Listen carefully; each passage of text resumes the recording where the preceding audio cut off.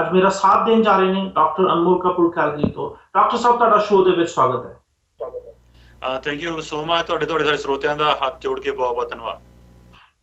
ਜਿੱਦਾਂ ਕਿ ਡਾਕਟਰ ਸਾਹਿਬ ਨੂੰ ਅਸੀਂ ਬੁਲਾਇਆ ਤੇ ਸ਼ਾਇਦ ਤੁਹਾਨੂੰ ਇਸ਼ਾਰਾ ਮਿਲ ਗਿਆ ਹੋਊਗਾ ਕਿ ਅਸੀਂ ਗੱਲਬਾਤ ਕਰਨ ਜਾਵਾਂਗੇ ਕੋਈ ਹੈਲਥ ਰਿਲੇਟਡ ਇਸ਼ੂ ਦੀ।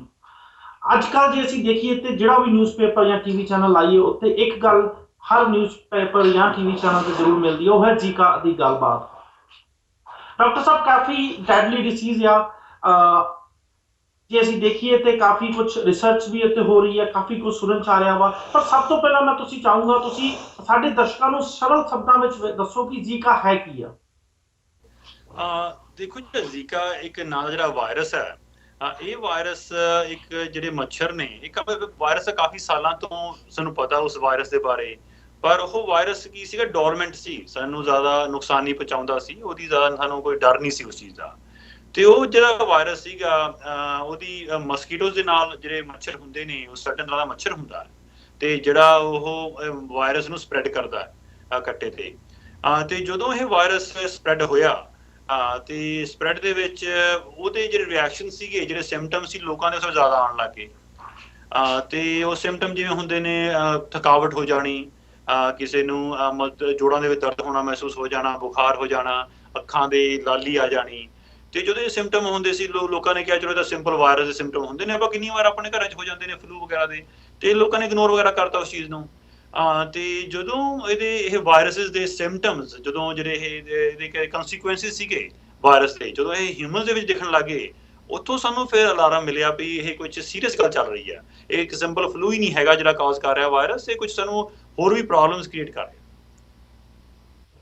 ਜੇ ਤੁਸੀਂ ਹਿਸਟਰੀ ਦੀ ਗੱਲ ਕੀਤੀ ਡਾਕਟਰ ਸਾਹਿਬ, ਨਾਲ ਤੁਸੀਂ ਇਹ ਵੀ ਦੱਸਿਆ ਕਿ ਕਾਫੀ ਚਿਰ ਤੋਂ ਸੀ ਪਰ ਡੈਡਲੀ ਨਹੀਂ ਸੀ। ਇਵਨ ਮੈਂ ਵੀ ਪੜ੍ਹ ਰਿਹਾ ਸੀ ਜ਼ੀਕਾ ਦੇ ਸਿੰਪਟਮਸ 1940s ਤੱਕ ਵੇਖੇ ਗਏ ਸੀ, ਪਰ ਇਹ ਕੀ ਕਾਰਨ ਹੋਇਆ ਕਿ ਹੁਣ ਜ਼ੀਕਾ ਇੱਕ ਡੈਡਲੀ ਡਿਸੀਜ਼ ਬਣ ਗਿਆ ਵਾ ਤੇ ਪਹਿਲਾਂ ਇਹਦਾ ਕੋਈ ਇੰਨਾ ਨੁਕਸਾਨ ਨਹੀਂ ਕਰਦਾ ਸੀ ਹਿਊਮਨ ਨੂੰ। ਹਾਂਜੀ, ਇਹ ਜਿਹੜੇ ਵਾਇਰਸਿਸ ਹੁੰਦੇ ਨੇ, ਇਹ ਬਹੁਤ ਹੀ ਇੰਟੈਲੀਜੈਂਟ ਹੁੰਦੇ ਨੇ।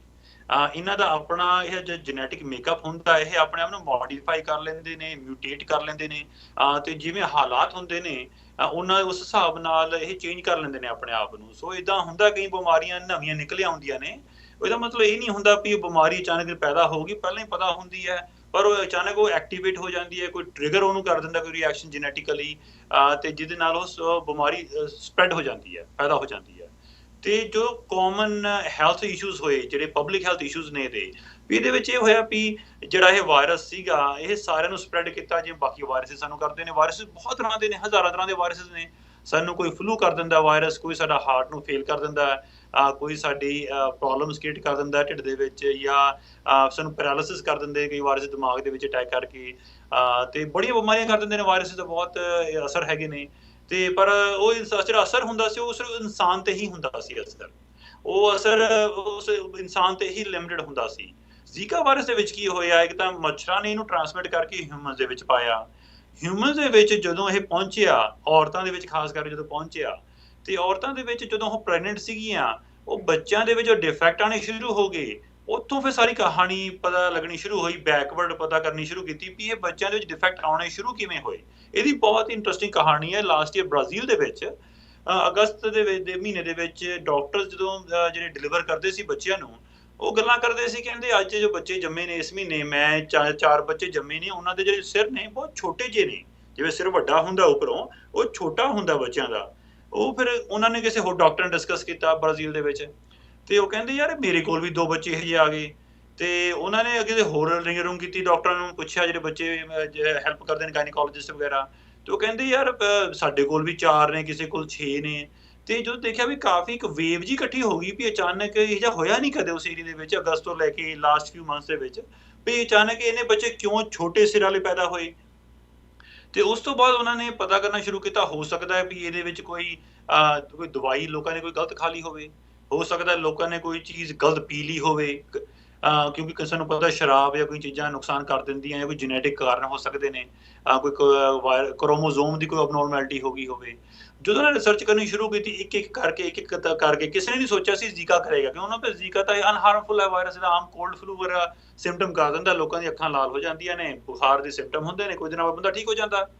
ਪਰ ਜਦੋਂ ਉਹਨਾਂ ਨੇ ਇੱਕ ਇੱਕ ਕਰਕੇ ਚੀਜ਼ਾਂ ਨੂੰ ਐਕਸਕਲੂਡ ਕਰਨੀਆਂ ਸ਼ੁਰੂ ਕਰਤੀਆਂ ਵੀ ਇਹ ਵੀ ਨਹੀਂ ਹੈਗਾ ਕਾਰਨ, ਇਹ ਵੀ ਨਹੀਂ ਹੈ ਕਾਰਨ, ਫਿਰ ਜਦੋਂ ਉਹਨਾਂ ਨੇ ਜਿਹੜਾ ਪਲੈਸੈਂਟਾ ਸੀਗਾ ਉਹਦੇ ਵਿੱਚੋਂ ਜਦੋਂ ਉਹਨਾਂ ਨੇ ਸੈਂਪਲ ਲਿਆ, ਉਹ ਸੈਂਪਲ ਦੇਖਿਆ ਵੀ ਇਹ ਵਾਇਰਸ ਜ਼ੀਕਾ ਹੈਗਾ ਉਹ 'ਚ ਲੱਭਿਆ ਉਹਨਾਂ ਨੂੰ। ਤੇ ਉਹ ਤੋਂ ਫਿਰ ਸਾਰੀ ਕਹਾਣੀ ਪਤਾ ਲੱਗਣੀ ਸ਼ੁਰੂ ਹੋਈ ਪਲੈਸੈਂਟੇ ਤੋਂ, ਬੱਚਿਆਂ ਦੇ ਵਿੱਚ, ਉਹਨਾਂ ਦੀ ਆਊਟ ਆਫ ਬੋਡੀਜ਼ ਦੇ ਵਿੱਚ ਵੀ ਇਹ ਜ਼ੀਕਾ ਨੇ ਪ੍ਰੋਬਲਮ ਕ੍ਰੀਏਟ ਕੀਤੀ ਆ। ਤੇ ਉਹ ਤੋਂ ਬਾਅਦ ਪਬਲਿਕ ਹੈਲਥ ਪ੍ਰੋਬਲਮ ਬਣ ਗਈ ਤੇ ਇਸ਼ੂ ਨੂੰ ਰੇਜ਼ ਕੀਤਾ ਗਿਆ ਕਿ ਜਿਹੜੀ ਮਾਈਕਰੋਸੈਫਲੀ ਹੁੰਦੀ ਹੈ, ਮਾਈਕਰੋਸੈਫਲੀ ਦਾ ਕਹਿਣ ਦਾ ਮਤਲਬ ਹੈ ਵੀ ਜਿਹੜਾ ਸਾਡਾ ਸਿਰ ਹੈ, ਜਿਹੜਾ ਸਿਰ ਸਾਡਾ ਵੱਡਾ ਨਹੀਂ ਹੋਊਗਾ, ਛੋਟਾ ਹੋਊਗਾ। ਆਪਾਂ ਤਾਂ ਵੈਸੇ ਕਹਿੰਦੇ ਪੰਜਾਬੀਆਂ ਸਿਰ ਬਹੁਤ ਵੱਡੇ ਨੇ, ਸਰਦਾਰਾਂ ਦੇ ਵੈਸੇ ਵੱਡੇ ਹੁੰਦੇ ਨੇ। ਹੁਣ ਤੁਸੀਂ ਲਗਾ ਲਓ ਵੀ ਸਿਰ ਛੋਟੇ ਹੋ ਗਏ ਬੱਚਿਆਂ ਦੇ। ਹੁਣ ਜੇ ਸਿਰ ਛੋਟੇ ਹੋ ਗਏ ਤਾਂ ਦਿਮਾਗ ਵੀ ਛੋਟਾ ਹੋਊਗਾ, ਤੇ ਦਿਮਾਗ ਦੇ ਵਿੱਚ ਕੋਈ ਇਸ਼ੂਜ਼ ਪੈਦਾ ਹੋ ਜਾਂਦੇ ਨੇ। ਬੱਚਿਆਂ ਦੀ ਡਿਵੈਲਪਮੈਂਟ ਡਿਲੇਜ਼ ਦੇ, ਮੈਮਰੀਜ਼ ਦੇ, ਬੱਚੇ ਸੁਣ ਨਹੀਂ ਸਕਦੇ, ਗੱਲ ਨਹੀਂ ਕਰ ਸਕਦੇ, ਦੇਖ ਨਹੀਂ ਸਕਦੇ। ਸੋ ਡਿਵੈਲਪਮੈਂਟ ਡਿਲੇਜ਼ ਨੇ। ਉਹ ਬੱਚਾ ਉਹ ਜੇ ਜੰਮਿਆ ਉਹ ਨਾਰਮਲ ਹਿਊਮਨ ਨਹੀਂ ਜੰਮਿਆ। ਤੇ ਤੁਸੀਂ ਲਗਾ ਲਓ ਕਿ ਅਚਾਨਕ ਨਾਰਮਲ ਨਾਲੋਂ ਜਦਕਿ ਇਹ ਜੇ ਮਾਈਕਰੋਸੈਫਲੀ ਵਾਲੇ ਬੱਚੇ ਪੈਦਾ ਹੁੰਦੇ ਨੇ, ਪਰ ਰੇਟ ਜਿਹੜੇ ਹੁੰਦੇ ਨੇ ਬਹੁਤ ਘੱਟ ਹੁੰਦੇ ਨੇ ਆਮ ਸ਼ਹਿਰਾਂ ਦੇ ਵਿੱਚ ਜਾਂ ਮੁਲਕਾਂ ਦੇ ਵਿੱਚ। ਇਹ ਰੇਟ ਬਹੁਤ ਜ਼ਿਆਦਾ ਜੰਪ ਕਰ ਗਏ। ਤੇ ਉਸੇ ਟਾਈਮ ਦੇ ਵਿੱਚ ਜ਼ੀਕਾ ਬਹੁਤ ਘੁੰਮ ਰਿਹਾ ਸੀ ਉਸ ਏਰੀਆ ਦੇ ਵਿੱਚ। ਉਸ ਜ਼ੀਕੇ ਦੀ ਜਿਹੜੀ ਵਾਇਰਸ ਦਾ ਜਿਹੜਾ ਪ੍ਰਕੋਪ ਸੀਗਾ ਬਹੁਤ ਚੱਲ ਰਿਹਾ ਸੀਗਾ ਵਾਇਰਸ ਦਾ, ਕਿਉਂਕਿ ਵਾਇਰਸ ਘੁੰਮਦੇ ਰਹਿੰਦੇ ਨੇ ਏਰੀਆਜ਼ ਤੋਂ। ਤੇ ਜਦੋਂ ਚੱਲ ਰਿਹਾ ਸੀ ਉੱਥੋਂ ਫਿਰ ਲਿੰਕ ਹੋਇਆ ਕਿ ਮਾਈਕਰੋਸੈਫਲੀ ਇਸ ਵਾਇਰਸ ਨੇ ਕਾਜ਼ ਕੀਤੀ ਹੈ। ਤੇ ਇਸੇ ਕਰਕੇ ਜਦੋਂ ਇਹ ਡਬਲਿਊ ਹੈਲਥ ਆਰਗੇਨਾਈਜੇਸ਼ਨ ਕੋਲੇ ਪਹੁੰਚਿਆ, WHO ਕੋਲੇ, ਤੇ ਉਹਨਾਂ ਨੇ ਇਹਨੂੰ ਪਬਲਿਕ ਹੈਲਥ ਐਮਰਜੈਂਸੀ ਮੰਨਿਆ। ਤੇ ਇਸ ਕਰਕੇ ਲੋਕਾਂ ਨੂੰ ਇਨਵੋਲਵ ਕੀਤਾ, ਬਾਕੀ ਡਾਕਟਰਸ ਨੂੰ ਇਨਵੋਲਵ ਕੀਤਾ ਵੀ ਸਾਨੂੰ ਇਹਦੇ ਉੱਪਰ ਰਿਸਰਚ ਕਰਨੀ ਚਾਹੀਦੀ ਹੈ, ਬਹੁਤ ਜ਼ਰੂਰੀ ਹੈ ਇਸ ਚੀਜ਼ ਵਾਸਤੇ। ਤੇ ਇੰਨੀ ਤੱਕ ਉਹਨਾਂ ਨੇ ਵਾਰਨਿੰਗ ਦਿੱਤੀ ਲੋਕਾਂ ਨੂੰ ਵੀ ਔਰਤਾਂ ਨੂੰ ਖਾਸ ਕਰਕੇ ਜਿਹੜੀਆਂ ਪ੍ਰੈਗਨੈਂਟ ਹੋ ਸਕਦੀਆਂ ਨੇ ਤੇ ਜਾਂ ਹੈਗੀਆਂ ਨੇ, ਭਈ ਉਹ ਬ੍ਰਾਜ਼ੀਲ ਨਾ ਜਾਣ ਜਾਂ ਮੈਕਸੀਕੋ ਥੱਲੇ ਦੇ ਜਿਹੜੇ ਮੁਲਕ ਨੇ ਉੱਥੇ ਨਾ ਜਾਣ, ਕਿਉਂ ਸਾਡੇ ਕੋਲ ਇਹਦੀ ਕੋਈ ਹਜੇ ਇਲਾਜ ਨਹੀਂ ਹਜੇ ਲੱਭ ਰਿਹਾ। ਅਸੀਂ ਗੱਲਾਂ ਚੱਲ ਰਹੀਆਂ ਨੇ। ਸੋ ਇਸ ਕਰਕੇ ਬਹੁਤ ਜ਼ਰੂਰੀ ਹੈ ਇਸ ਚੀਜ਼ ਬਾਰੇ ਅਵੇਅਰ ਹੋਣਾ। ਇਹਦਾ ਖਤਰਾ ਸਿਰਫ ਪ੍ਰੈਗਨੈਂਟ ਵੂਮਨ ਨੂੰ ਵੀ ਸਿਰਫ ਹੈ ਜਾਂ ਫਿਰ ਆਦਮੀ ਨੂੰ, ਹੈਲਥੀ ਪੁਰਸ਼ ਨੂੰ ਜਾਂ ਹੈਲਥੀ ਲੇਡੀ ਨੂੰ ਵੀ ਹੋ ਸਕਦਾ ਹੈ? ਦੇਖੋ ਆਦਮੀਆਂ ਨੂੰ ਵੀ ਹੈਗਾ ਵਾਇਰਸ। ਇਹ ਜਿਹੜਾ ਵਾਇਰਸ ਹੈ ਜਦੋਂ ਕੋਈ ਮੱਛਰ ਵੱਢ ਲੈਂਦਾ ਉਹਨਾਂ ਨੂੰ ਫਲੂ ਲਾਈਕ ਸਿੰਪਟਮ ਹੁੰਦੇ ਨੇ, ਵਾਇਰਸ ਉਹਨਾਂ ਦੀ ਬਾਡੀ ਦੇ ਵਿੱਚ ਰਹਿ ਜਾਂਦਾ। ਤੇ ਇਹ ਵਾਇਰਸ ਆਦਮੀਆਂ ਕੋਲੇ ਵੀ ਹੁੰਦਾ, ਔਰਤਾਂ ਕੋਲੇ ਵੀ ਹੁੰਦਾ। ਤੇ ਜਿਹੜਾ ਵਾਇਰਸ ਦੇ ਸਿੰਪਟਮ ਰਹਿ ਜਾਂਦੇ ਨੇ ਉਹ ਉਹਨਾਂ ਨੂੰ ਪਰੇਸ਼ਾਨ ਨਹੀਂ ਕਰਦੇ। ਜਿਹੜੇ ਅਕਿਊਟ ਸਿੰਪਟਮਸ ਹੁੰਦੇ ਨੇ ਵੀ ਗਲਾ ਦੁਖ ਗਿਆ, ਥਕਾਵਟ ਬਹੁਤ ਹੋ ਗਈ, ਬੁਖਾਰ ਹੋ ਗਿਆ, ਅੱਖਾਂ ਲਾਲ ਹੋ ਗਈਆਂ, ਇਹ ਜਿਹੜੇ ਸਿੰਪਟਮ ਹੁੰਦੇ ਨੇ ਕੁਝ ਦੇਰ ਬਾਅਦ ਠੀਕ ਹੋ ਜਾਂਦੇ ਨੇ। ਪਰ ਵਾਇਰਸ ਕਾਫੀ ਦੇਰ ਤੱਕ ਉਹਨਾਂ ਦੇ ਵਿੱਚ ਸਰੀਰ ਦੇ ਵਿੱਚ ਹੁੰਦਾ। ਜਦੋਂ ਵਾਇਰਸ ਉੱਥੇ ਪਹੁੰਚਿਆ ਤੇ ਟ੍ਰਾਂਸਮਿਸ਼ਨ ਮਿਲਿਆ, ਤੇ ਪਹਿਲਾਂ ਸਾਨੂੰ ਕੇਸ ਮਿਲਿਆ ਡਾਕੂਮੈਂਟਡ ਤੇ ਔਰਤਾਂ ਜਿਹੜੀਆਂ ਪ੍ਰੈਗਨੈਂਟ ਹੈਗੀਆਂ ਸੀ ਤੇ ਉਹ ਜਿਹੜੇ ਬੱਚੇ ਇਸ ਕਰਕੇ ਛੋਟੇ ਜੰਮੇ, ਛੋਟੇ ਸਿਰ ਵਾਲੇ ਜੰਮੇ। ਤੇ ਜਦੋਂ ਪਤਾ ਲੱਗਿਆ ਵੀ ਉਹ ਵਾਇਰਸ ਟ੍ਰਾਂਸਮਿਟ ਵੀ ਹੋ ਸਕਦਾ ਸੈਕਸੁਅਲੀ, ਤੇ ਉਹਨੇ ਹੋਰ ਪਬਲਿਕ ਹੈਲਥ ਇਸ਼ੂ ਕ੍ਰੀਏਟ ਕਰਤਾ ਉਸ ਚੀਜ਼ ਵਾਸਤੇ। ਤੇ ਔਰਤਾਂ ਨੂੰ ਇਹ ਕਿਹਾ ਗਿਆ ਕਿ ਤੁਸੀਂ ਆਪਣੇ ਆਪ ਨੂੰ ਬਚਾ ਕੇ ਰੱਖੋ ਮੱਛਰਾਂ ਤੋਂ, ਜਾਂ ਉਸ ਪਾਸੇ ਟਰੈਵਲ ਨਾ ਕਰੋ। ਤੇ ਜੇ ਕਿਸੇ ਕੋਈ ਇਨਸਾਨ ਜਾਂ ਕੋਈ ਆਦਮੀ ਉਸ ਏਰੀਆ 'ਚ ਟਰੈਵਲ ਕਰਕੇ ਆਇਆ, ਜਿਵੇਂ ਮੈਕਸੀਕੋ ਜਾਂ ਸਾਊਥ ਵਾਲੇ ਪਾਸੇ ਟਰੈਵਲ ਕਰਕੇ ਆਇਆ, ਤੇ ਉਹਨਾਂ ਨੂੰ ਇਹ ਜਿਹੇ ਸਿੰਪਟਮ ਹੋਏ ਨੇ ਫਲੂ ਵਰਗੇ, ਤੇ ਹੋ ਸਕਦਾ ਉਹਨੂੰ ਜ਼ੀਕਾ ਵਾਇਰਸ ਹੋਵੇ, ਜ਼ੀਕਾ ਵਾਇਰਸ। ਤੇ ਤੁਸੀਂ ਉਸ ਟਾਈਮ ਦੇ ਉੱਪਰ ਪ੍ਰੋਟੈਕਸ਼ਨ ਯੂਜ਼ ਕਰੋ, ਸੈਕਸ਼ੂਅਲ ਐਕਟੀਵਿਟੀ ਟਾਈਮ ਦੇ ਉੱਪਰ ਕੰਡੋਮਸ ਵਗੈਰਾ। ਪ੍ਰੀਕਾਸ਼ਨ ਬਹੁਤ ਜ਼ਰੂਰੀ ਹੈ, ਕਿਉਂਕਿ ਜੇ ਤੁਸੀਂ ਪ੍ਰੈਗਨੈਂਟ ਹੋ ਗਏ ਇਸ ਵਾਇਰਸ ਦੇ ਕਰਕੇ, ਤੁਹਾਡੇ ਬੱਚੇ ਵੀ ਛੋਟੇ ਸਿਰ ਵਾਲੇ ਪੈਦਾ ਹੋ ਸਕਦੇ ਨੇ। ਡੂ ਨਾਟ ਹੈਵ ਬੇਬੀ, ਕਿ ਤੁਸੀਂ ਬੱਚੇ ਵੀ ਜ਼ੀਕਾ ਵਾਇਰਸ ਚੱਲਦੇ ਹੋਏ ਇਸ ਟਾਈਮ ਪ੍ਰੈਗਨੈਂਟ ਨਾ ਹੋ। ਕੀ ਇਹ ਇੰਨੀ ਵੱਡੀ ਸੀਰੀਅਸ ਇਸ਼ੂ ਆ ਕਿ ਇਦਾਂ ਦੀ ਵਾਰਨਿੰਗ ਇੱਕ ਗਵਰਨਮੈਂਟ ਨੂੰ ਜਾਰੀ ਕਰਨੀ ਪੈਗੀ ਆਪਣੇ ਦੇਸ਼ ਦੇ ਸਿਟੀਜ਼ਨਸ ਵਾਸਤੇ? ਵਾਰਨਿੰਗ ਦੇ ਤੁਸੀਂ ਸੋਚੋ, ਜਿਹੜੇ ਮੁਲਕਾਂ ਦੇ ਵਿੱਚ ਇਹ ਪ੍ਰੋਬਲਮ ਹੋ ਰਹੀ ਹੈ, ਮੁਲਕ ਗਰੀਬ ਨੇ, ਉਹਨਾਂ ਦੀ ਇਕਨੋਮੀਜ਼ ਬਹੁਤ ਹੀ ਫ੍ਰੈਜਾਈਲ ਨੇ, ਤੇ ਜੇ ਉਹਨਾਂ ਦੇ ਵਿੱਚ ਟੂਰਿਜ਼ਮ ਨਹੀਂ ਹੋਏਗਾ, ਲੋਕ ਨਹੀਂ ਜਾਣਗੇ, ਸੋਚੋ ਕਿੰਨਾ ਨੁਕਸਾਨ ਇਕਨੋਮਿਕਲੀ ਉਹਨਾਂ ਨੂੰ ਹੋਏਗਾ। ਤੇ ਪਲੱਸ ਇਹ ਬਹੁਤ ਹੀ ਸੀਰੀਅਸ ਵਾਰਨਿੰਗ ਦਿੱਤੀ ਗਈ ਹੈ, ਤੇ ਬੜੇ ਸਾਲਾਂ ਬਾਅਦ ਦਿੱਤੀ ਗਈ ਹੈ ਇਹ ਵਾਰਨਿੰਗ ਵੀ ਔਰਤਾਂ ਨੂੰ ਵੀ ਤੁਸੀਂ ਪ੍ਰੈਗਨੈਂਟ ਨਾ ਹੋਵੋ ਜੇ ਤੁਸੀਂ ਉਸ ਏਰੀਆ ਦੇ ਵਿੱਚ ਰਹਿੰਦੇ ਹੋ। ਕਿਉਂਕਿ ਦੇਖੋ ਜਿਹੜੇ ਬੱਚੇ ਉਹ ਜੰਮਣਗੇ ਉਹ ਬੱਚੇ ਨਾਰਮਲ ਬੱਚੇ ਨਹੀਂ ਹੋਣਗੇ, ਉਹਨਾਂ ਦੇ ਇਸ਼ੂਜ਼ ਹੋਣਗੇ ਜ਼ਿੰਦਗੀ ਭਰ ਵਾਸਤੇ, ਤੁਹਾਨੂੰ ਡੀਲ ਕਰਨੇ ਪੈਣਗੇ ਉਹ ਇਸ਼ੂਜ਼ ਉਹਨਾਂ ਦੇ ਡਿਵੈਲਪਮੈਂਟ ਡਿਲੇਜ਼ ਦੇ। ਤੇ ਇਹ ਇਸ਼ੂ ਤੁਸੀਂ ਅਵੋਇਡ ਕਰ ਸਕਦੇ ਹੋ। ਤੇ ਇਸੇ ਕਰਕੇ ਜਦੋਂ ਦੇਖਿਆ ਵੀ ਬਹੁਤ ਜ਼ਿਆਦਾ ਗਿਣਤੀ ਦੇ ਵਿੱਚ ਰੇਟ ਵੱਧ ਗਏ ਇਹਨਾਂ ਬੱਚਿਆਂ ਦੇ, ਛੋਟੇ ਸਿਰ ਵਾਲੇ ਬੱਚਿਆਂ ਦੇ ਜੰਮਣ ਦੇ, ਤੇ ਉਹਨਾਂ ਨੂੰ ਪਬਲਿਕ ਹੈਲਥ ਵਾਰਨਿੰਗ ਦੇਣੀ ਪਈ। ਕਿਉਂਕਿ ਇੰਨੇ ਬੱਚੇ ਤੁਸੀਂ ਸਪੋਜ਼ ਕਰ ਲਓ, ਜੋ ਵਾਰਨਿੰਗ ਨਹੀਂ ਦਿੰਦੇ, ਲੋਕਾਂ ਨੂੰ ਨਹੀਂ ਗਾਈਡ ਕਰਦੇ, ਹਜ਼ਾਰਾਂ ਦੀ ਗਿਣਤੀ ਜੰਮ ਜਾਂਦੇ ਨੇ। ਉਸ ਮੁਲਕ ਦੇ ਉੱਪਰ, ਉਸ ਹੈਲਥ ਕੇਅਰ ਸਿਸਟਮ ਦੇ ਉੱਪਰ ਕਿੰਨਾ ਅਸਰ ਪਏਗਾ, ਉਹਦੀ ਇਕਨੋਮੀ ਦੇ ਉੱਪਰ ਕਿੰਨਾ ਅਸਰ ਪਏਗਾ, ਮਾਂ-ਬਾਪ ਦੇ ਉੱਪਰ ਕਿੰਨਾ ਅਸਰ ਪਏਗਾ। ਸੋ ਇਸੇ ਕਰਕੇ ਇੱਕ ਐਥੀਕਲ ਇਸ਼ੂ ਸੀਗਾ। ਉਹਨਾਂ ਨੇ ਕਿਵੇਂ ਕਿਸੇ ਔਰਤ ਨੂੰ ਕਹੋ ਤੁਸੀਂ ਪ੍ਰੈਗਨੈਂਟ ਨਾ ਹੋਵੋ, ਤੁਸੀਂ ਕਿਸੇ ਇਨਸਾਨ ਨੂੰ ਕਿਵੇਂ ਕਹਿ ਸਕਦੇ ਹੋ? ਨਹੀਂ ਕਹਿ ਸਕਦੇ, ਕਿਉਂਕਿ ਹਰ ਇਨਸਾਨ ਦਾ ਉਹ ਆਪਣਾ ਅਧਿਕਾਰ ਹੈ। ਤੇ ਕਿਸੇ ਇਨਸਾਨ ਦੀ, ਇੱਕ ਔਰਤ ਦੀ ਕੋਈ ਇੱਛਾ ਵੀ ਹੋ ਸਕਦੀ ਹੈ ਵੀ ਮੇਰੇ ਕੋਲ 1-2 ਸਾਲ ਹੀ ਨੇ ਪ੍ਰੈਗਨੈਂਟ ਹੋਣ ਦੇ, ਸ਼ਾਇਦ ਕਿਹਨਾਂ ਕਾਰਨਾਂ ਕਰਕੇ ਮੈਂ ਡਿਲੇ ਨਹੀਂ ਕਰ ਸਕਦੀ ਪ੍ਰੈਗਨੈਂਸੀ ਜ਼ਿਆਦਾ। ਸੋ ਬਹੁਤ ਰਿਪਰਕਸ਼ਨ ਨੇ ਲੋਕਾਂ ਦੇ, ਜਿਹੜੀ ਸਾਈਕੀ ਦੇ ਉੱਪਰ ਬਹੁਤ ਅਸਰ ਪੈਂਦਾ ਇਸ ਚੀਜ਼ ਦਾ। ਤੋ ਸਾਰਾ ਕੁਝ ਸਮਝ ਕੇ ਭਈ ਦੇਸ਼ ਦੇ ਉੱਪਰ, ਉਹਦੇ ਇੱਕ ਹੈਲਥ ਕੇਅਰ ਸਿਸਟਮ ਦੇ ਉੱਪਰ, ਇੱਕ ਪਰਿਵਾਰ ਦੇ ਉੱਪਰ, ਇੱਕ ਸਮਾਜ ਦੇ ਉੱਪਰ ਕੀ ਅਸਰ ਪਏਗਾ ਜੇ ਇਹਨਾਂ ਬੱਚਿਆਂ ਦੀ ਗਿਣਤੀ ਬਹੁਤ ਵੱਧ ਗਈ। ਸੋ ਇਸੇ ਕਰਕੇ ਉਹਨਾਂ ਨੂੰ ਵਾਰਨਿੰਗ ਨੇ ਵੀ ਤੁਸੀਂ ਪਲੀਜ਼ ਪ੍ਰੈਗਨੈਂਸੀ ਨੂੰ ਡਿਲੇ ਕਰ ਦਿਓ ਜਾਂ ਤੁਸੀਂ ਟਰੈਵਲ ਨਾ ਕਰੋ।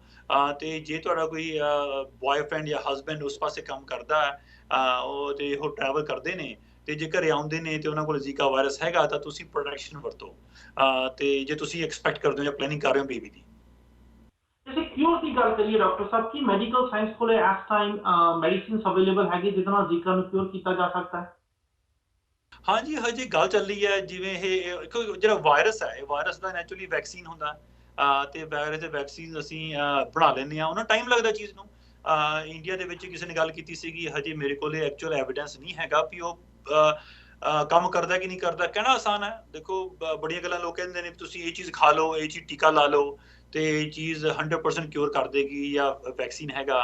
ਸਾਨੂੰ ਡੇਟਾ ਦੇਖਣਾ ਪੈਂਦਾ ਟੈਸਟ ਕਰਕੇ ਲੋਕਾਂ ਦੇ ਵਿੱਚ ਵੀ ਅਸੀਂ ਪਹਿਲਾਂ ਉਹ ਜਿਹੜਾ ਵੈਕਸੀਨ ਹੈ ਲੋਕਾਂ ਨੂੰ ਦੇਵਾਂਗੇ, ਫਿਰ ਦੇਖਾਂਗੇ ਵੀ ਉਹ ਮੱਛਰ ਨੇ ਉਹਨਾਂ ਨੂੰ ਵੱਢਿਆ ਤੇ ਜ਼ੀਕਾ ਵਾਇਰਸ ਉਹਨਾਂ ਕੋਲੇ ਗਿਆ ਤੇ ਉਹਨਾਂ ਦੇ ਵਾਇਰਸ ਦਾ ਕੀ ਅਸਰ ਹੋਇਆ ਉਹਨਾਂ ਦੀ ਬਾਡੀ ਦੇ ਵਿੱਚ, ਤੇ ਬਲੱਡ ਟੈਸਟ ਕਰਕੇ ਅਸੀਂ ਉਹ ਸੈਂਪਲ ਨੂੰ ਚੈੱਕ ਕਰਕੇ ਦੇਖਾਂਗੇ।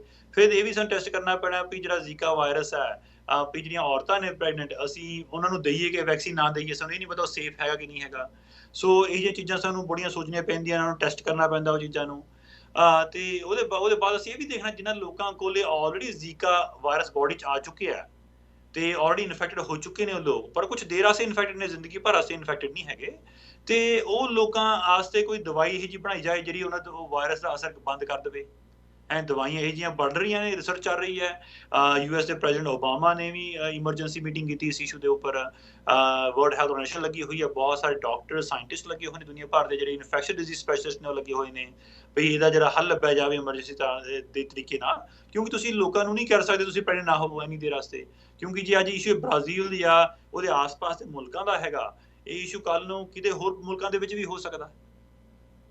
ਕਿ ਇੰਡੀਆ ਚੱਲ ਰਹੀ ਹੈ, ਕੱਲ ਨੂੰ ਕਿਸੇ ਹੋਰ ਪਾਸੇ ਵੀ ਪਹੁੰਚ ਸਕਦੀ ਹੈ। ਸੋ ਇਸੇ ਕਰਕੇ ਸਾਨੂੰ ਬਹੁਤ ਜ਼ਰੂਰਤ ਹੈ ਇਹਦੀ ਐਮਰਜੈਂਸੀ ਇਹਦਾ ਇਲਾਜ ਲੱਭਿਆ ਜਾਵੇ, ਇਹਦੇ ਵੈਕਸੀਨ ਲੱਭੇ ਜਾਣ ਤੇ ਇਹਦੇ ਜਿਹੜੇ ਟ੍ਰੀਟਮੈਂਟ ਸਟ੍ਰੈਟਜੀਜ਼ ਡਿਵੈਲਪ ਕੀਤੀਆਂ ਜਾਣ। ਕਿ ਅਸੀਂ ਇੰਡੀਅਨ ਫਰਮ ਦੀ ਗੱਲ ਕਰੀਏ ਜੋ ਕਲੇਮ ਕਰ ਰਹੀ ਅਸੀਂ ਇਹਦੀ ਐਂਟੀਡੋਟ ਬਣਾ ਲਈ ਆ। ਜੇ ਦੇਖਿਆ ਜਾਵੇ ਮੈਂ ਉਹਨਾਂ ਬਾਰੇ ਕਾਫੀ ਰਿਸਰਚ ਕੀਤੀ ਸੀ, ਉਹਨਾਂ ਦਾ ਕਹਿਣਾ ਇਹ ਸੀ ਕਿਉਂਕਿ ਇੰਡੀਆ ਵਿੱਚ ਮੱਛਰਾਂ ਨਾਲ ਕਾਫੀ ਬਿਮਾਰੀਆਂ ਫੈਲਦੀਆਂ ਨੇ ਤੇ ਇਹਦੇ ਦੌਰ ਦੇ ਚੱਲਦੇ ਹੋਏ ਉਹਨਾਂ ਨੇ ਜ਼ੀਕਾ ਵਾਇਰਸ ਦੀ ਮੈਡੀਕੇਸ਼ਨ ਬਣਾਈ ਸੀ। ਆਈ ਨੋ ਥੋੜਾ ਜਿਹਾ ਇਹ ਕੁਛ ਇੱਥੇ ਕਮੈਂਟ ਕਰਨਾ ਤੁਹਾਡੇ ਵਾਸਤੇ ਕਿ ਇਹਦੇ ਵਾਸਤੇ ਵੀ ਟਫ ਹੋਊਗਾ, ਪਰ ਜੋ ਉਹਨਾਂ ਨੇ ਤੱਥ ਸਾਹਮਣੇ ਰੱਖਿਆ ਕਿਉਂਕਿ ਇੰਡੀਆ ਵਰਗੇ ਮੁਲਕ ਵਿੱਚ ਮੱਛਰ ਨਾਲ ਬਿਮਾਰੀਆਂ ਬਹੁਤ ਫੈਲਦੀਆਂ ਨੇ ਤੇ ਚੱਲਦੇ ਜ਼ੀਕਾ ਉਹਨਾਂ ਦੀ ਨਿਗਾਹ 'ਚ ਆਇਆ ਤੇ ਉਹਦੇ ਚੱਲਦੇ ਹੀ ਉਹਨਾਂ ਨੇ ਇਹਦੀ ਐਂਟੀਡੋਟ ਡਿਵੈਲਪ ਕੀਤੀ। ਬਸ ਉਹਨਾਂ ਇਹ ਵੀ ਕਿਹਾ ਕਿ ਅਸੀਂ ਪੇਟੈਂਟ ਵਾਸਤੇ ਵੀ ਇਹਨੂੰ ਭੇਜਿਆ ਵਾ। ਡੂ ਯੂ ਥਿੰਕ ਕਿ ਇਟ ਇਜ਼ ਪੋਸੀਬਲ ਜਾਂ ਫਿਰ ਅਜੇ ਕੋਈ ਕਮੈਂਟ ਕਰਨਾ ਮੁਸ਼ਕਿਲ ਇਹਦੇ ਉੱਤੇ? ਨਹੀਂ ਦੇਖੋ ਪੋਸੀਬਲ ਹੈਗਾ ਕਿਉਂਕਿ ਇਹ ਵਾਇਰਸ ਹੈਗਾ ਕਾਫੀ ਸਾਲਾਂ ਤੋਂ ਅਵੇਲੇਬਲ ਹੈ। ਇਹ ਸਾਨੂੰ ਜਾਣਦੇ ਇਸ ਵਾਇਰਸ ਨੂੰ, ਨਵਾਂ ਤਾਂ ਵਾਇਰਸ ਹੈ ਨਹੀਂ ਇਹ। ਸੋ ਹੋ ਸਕਦਾ ਉਹਨਾਂ ਨੇ ਆਲਰੇਡੀ ਰਿਸਰਚ ਕੀਤੀ ਹੋਵੇ, ਕੋਈ ਇਹ ਜਿਹੇ ਵਾਇਰਸਿਸ ਨੇ ਕਿ ਕੰਪਨੀਆਂ ਹੁੰਦੀਆਂ ਨੇ ਕੰਮ ਕਰਦੀਆਂ ਰਹਿੰਦੀਆਂ ਨੇ ਬੈਕਗ੍ਰਾਉਂਡ ਦੇ ਵਿੱਚ, ਉਹਨਾਂ ਨੂੰ ਪਤਾ ਵੀ ਕੋਈ ਨਾ ਕੋਈ ਵਾਇਰਸ ਕਿਸੇ ਨਾ ਕਿਸੇ ਵੇਲੇ ਮਿਊਟੇਟ ਹੋ ਜਾਏਗਾ, ਚੇਂਜ ਕਰ ਜਾਏਗਾ ਤੇ ਕੋਈ ਨਾ ਕੋਈ ਬਿਮਾਰੀ ਪੈਦਾ ਕਰ ਦੇਗਾ। ਸੋ ਕੋਈ ਨਾ ਕੋਈ ਕੰਪਨੀਆਂ ਹੁੰਦੀਆਂ ਨੇ, ਸਮਾਰਟ ਹੁੰਦੀਆਂ ਨੇ, ਉਹ ਕਾਫੀ ਪੈਸਾ ਇਨਵੈਸਟ ਕਰਨਾ ਪੈਂਦਾ ਇਸ ਚੀਜ਼ ਦਾ ਤੇ ਕੱਲ ਨੂੰ ਬਿਮਾਰੀ ਨਾ ਵੀ ਕ੍ਰੀਏਟ ਹੋਵੇ ਤਾਂ ਪੈਸਾ ਲਗਾ ਖਤਮ ਹੋ ਗਿਆ ਉਹ, ਤੇ ਤੁਸੀਂ ਪੈਸਾ ਇਨਵੈਸਟ ਕਰੋਗੇ ਤਾਂ ਤੁਸੀਂ ਪੈਸਾ ਕਮਾਓਗੇ ਕਿਸ ਚੀਜ਼ ਵੇਚ ਕੇ। ਹੋ ਸਕਦਾ ਉਹਨਾਂ ਨੇ ਇਸੇ ਮਨਸ਼ਾ ਦੇ ਨਾਲ ਬਣਾਇਆ ਹੋਵੇ, ਜਾਂ ਜੋ ਸੋਸ਼ਲ ਇਸ਼ੂਜ਼ ਨੇ ਪੰਜਾਬ ਦੇ ਵਿੱਚ ਜਾਂ ਕਰੋ ਇੰਡੀਆ ਦੇ ਵਿੱਚ ਸਪੋਜ਼ ਕਰ ਲਓ ਵੀ ਬੱਚੇ ਛੋਟੇ ਸਿਰਾਂ ਵਿੱਚ ਜੰਮਦੇ ਨੇ, ਉਹਨਾਂ ਨੇ ਵੀ ਸੋਚਿਆ ਹੋਵੇ ਕੋਈ ਜ਼ੀਕਾ ਦਾ ਲਿੰਕ ਨਾ ਹੋਵੇ ਉਸ ਪਾਸੇ ਕਿਤੇ। ਸੋ ਜੋ ਉਹਨਾਂ ਕੋਲ ਐਵੀਡੈਂਸ ਹੈਗਾ ਉਹ ਅਸੀਂ ਹੁਣ ਦੇਖਣਾ ਚਾਹੁੰਦੇ ਹਾਂ। ਉੱਥੇ ਜਿਹੜੇ ਬ੍ਰਾਜ਼ੀਲ ਦੇ ਡਾਕਟਰਸ ਨੇ ਜਾਂ US ਦੇ ਡਾਕਟਰਸ ਨੇ ਜਾਂ WHO ਹੈਲਥ ਆਰਗੇਨਾਈਜੇਸ਼ਨ ਦੇ ਲੋਕ ਨੇ, ਉਹ ਗੱਲਬਾਤ ਕਰ ਰਹੇ ਨੇ ਉਹਨਾਂ ਦੇ ਨਾਲ।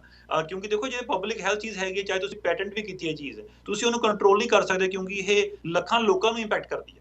ਸੋ ਤੁਹਾਨੂੰ ਉਹ ਜਿਹੜਾ ਉਹ ਪੈਟੈਂਟ ਦਾ ਰੂਲ ਹੈਗਾ ਜਾਂ ਰਾਈਟ ਹੈਗਾ, ਉਹ ਤੁਹਾਨੂੰ ਇਹ ਵੀ ਮੈਂ ਮੋਨੋਪੋਲੀ ਹੋ ਗਈ ਹੈ ਤੇ ਮੈਂ ਤੁਹਾਨੂੰ ਬਲੈਕਮੇਲ ਕਰਾਂਗਾ, ਹੁਣ ਉਹ ਚੀਜ਼ ਤੁਸੀਂ ਨਹੀਂ ਕਰ ਸਕਦੇ ਹੈਗੇ ਕਿਉਂਕਿ ਇਹ ਲੱਖਾਂ ਲੋਕਾਂ ਦੀ ਜ਼ਿੰਦਗੀ ਨੂੰ ਅਸਰ ਕਰਦੀ ਹੈ।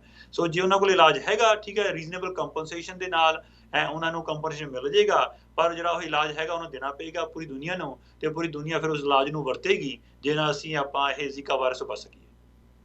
ਸਰ ਨਾਰਥ ਅਮਰੀਕਾ 'ਚ ਅਸੀਂ ਰਹਿੰਦੇ ਹਾਂ ਅਸੀਂ ਸਾਰੇ ਜਾਣਦੇ ਹਾਂ ਠੰਡ ਦੇ ਮੌਸਮ 'ਚ ਖਾਸ ਕਰਕੇ ਇੱਥੇ ਮੱਛਰ ਨਹੀਂ ਹੁੰਦਾ, ਪਰ ਹੋਰ ਕੋਈ ਸਾਨੂੰ ਪ੍ਰੀਕਾਸ਼ਨਸ ਲੈਣੇ ਚਾਹੀਦੇ ਨੇ ਜੇ ਅਸੀਂ ਖਾਸ ਕਰਕੇ ਟਰੈਵਲ ਕਰ ਰਹੇ ਹਾਂ? ਦੇਖੋ ਜੇ ਆਪਾਂ ਟਰੈਵਲ ਕਰ ਰਹੇ ਹਾਂ ਉਹਨਾਂ ਮੁਲਕਾਂ ਦੇ ਵਿੱਚ ਜਾਂਦੇ ਹਾਂ ਅਸੀਂ, ਬ੍ਰਾਜ਼ੀਲ, ਅਰਜਨਟੀਨਾ ਜਾਂ ਸੈਲਵਾਡੋਰ ਵਗੈਰਾ ਜੇ ਸਾਊਥਰਨ ਅਮਰੀਕਨ ਨੇ, ਮੈਕਸੀਕੋ ਤੱਕ ਦੀ ਗੱਲਾਂ ਕਰਦੇ ਹਾਂ ਅਸੀਂ ਇਸ ਵੇਲੇ। ਕਿਉਂਕਿ ਦੇਖੋ ਜੇ ਟੈਕਸਸ ਦੇ ਬਾਰਡਰ ਤੱਕ ਦੀ ਅਸੀਂ ਗੱਲ ਕਰ ਰਹੇ ਹਾਂ, ਸਾਰਾ ਮੈਕਸੀਕੋ ਤੱਕ ਦਾ ਏਰੀਆ, ਤੇ ਅਸੀਂ ਟਰੈਵਲ ਕਰ ਰਹੇ ਹਾਂ ਉਹਨਾਂ ਏਰੀਆ ਦੇ ਵਿੱਚ। ਜੇ ਸਾਡੇ ਇੱਕ ਤਾਂ ਅਸੀਂ ਅਵੋਇਡ ਕਰੀਏ, ਉਹਨਾਂ ਦੇ ਮੱਛਰ ਬਹੁਤ ਹੁੰਦੇ ਨੇ, ਤੁਸੀਂ ਪੂਰੀ ਕਹਿੰਦੇ ਨੇ ਫੁੱਲ ਬਾਵਾਂ ਦੀਆਂ ਕਮੀਜ਼ਾਂ ਪਾਓ, ਠੀਕ ਹੈ, ਗਰਮੀ ਹੁੰਦੀ ਆ ਉੱਥੇ, ਪਰ ਜ਼ਰੂਰੀ ਹੈ ਤੁਸੀਂ ਮਸਕੀਟੋ ਰਿਪਲੈਂਟ ਲਗਾ ਕੇ ਰੱਖੋ, ਸਪਰੇ ਕਰਕੇ ਰੱਖੋ ਆਪਣੇ ਆਪ ਨੂੰ। ਤੇ ਕੋਸ਼ਿਸ਼ ਕਰੋ ਜਿੱਥੇ ਪਾਣੀ ਬਹੁਤ ਜ਼ਿਆਦਾ ਖੜਾ ਹੈ ਉੱਥੇ ਨਾ ਜਾਓ, ਜਾਂ ਰਾਤ ਦੇ ਵਿੱਚ ਮੱਛਰ ਬਹੁਤ ਜ਼ਿਆਦਾ ਐਕਟਿਵ ਹੁੰਦਾ ਹੈ, ਸਾਨੂੰ ਪਤਾ ਹੈ ਉਹਨਾਂ ਮੁਲਕਾਂ ਦੇ ਵਿੱਚ, ਤਾਂ ਰਾਤ ਨੂੰ ਤੁਸੀਂ ਥੋੜਾ ਬਾਹਰ ਟਰੈਵਲ ਥੋੜਾ ਘਟਾ ਦਿਓ ਉਹਨੂੰ। ਤੇ ਜੇ ਤੁਹਾਨੂੰ ਸਿੰਪਟਮਸ ਹੋ ਜਾਂਦੇ ਨੇ ਫਲੂ ਵਗੈਰਾ ਦੇ, ਤੁਸੀਂ ਜ਼ਰੂਰ ਆਪਣਾ ਬਲੱਡ ਟੈਸਟ ਕਰਾਓ ਤੇ ਚੈੱਕ ਕਰਾਓ, ਮੇਕ ਸ਼ੋਰ ਕਰੋ ਜ਼ੀਕਾ ਤਾਂ ਨਹੀਂ ਹੈਗਾ। ਸਪੈਸ਼ਲੀ ਜੇ ਤੁਸੀਂ ਸੈਕਸ਼ੂਅਲੀ ਐਕਟਿਵ ਹੈਗੇ ਹੋ, ਤੇ ਸਪੈਸ਼ਲੀ ਤੁਸੀਂ ਜੇ ਪਲਾਨ ਕਰ ਰਹੇ ਹੋ ਪ੍ਰੈਗਨੈਂਸੀ, ਉਹਦੇ ਵਾਸਤੇ ਬਹੁਤ ਜ਼ਰੂਰੀ ਹੈ। ਥੈਂਕ ਯੂ ਡਾਕਟਰ ਸਾਹਿਬ, ਤੁਸੀਂ ਆਪਣੇ ਕੀਮਤੀ ਸਮੇਂ ਚੋਂ ਟਾਈਮ ਕੱਢ ਕੇ ਸਾਡੇ ਨਾਲ ਆਪਣੇ ਵਿਚਾਰ ਸਾਂਝੇ ਕੀਤੇ, ਸਾਡੇ ਦਰਸ਼ਕਾਂ ਨੂੰ ਜ਼ੀਕਾ ਬਾਰੇ ਜਾਣਕਾਰੀ ਦਿੱਤੀ, ਇਹਦੇ ਵਾਸਤੇ ਤੁਹਾਡੇ ਕਾਫੀ ਬਹੁਤ ਆਭਾਰੀ ਹਾਂ। ਥੈਂਕ ਯੂ ਜੀ, ਥੈਂਕ ਯੂ ਸੋ ਮਚ। ਬਹੁਤ ਚੰਗੇ ਸਵਾਲ ਤੁਸੀਂ ਪੁੱਛੇ, ਤੇ ਤੁਹਾਡੇ ਸਾਰੇ ਸਰੋਤਿਆਂ ਨੂੰ ਪਿਆਰ ਭਰੀ ਸਤਿ ਸ਼੍ਰੀ ਅਕਾਲ। ਸਤਿ ਸ਼੍ਰੀ ਅਕਾਲ।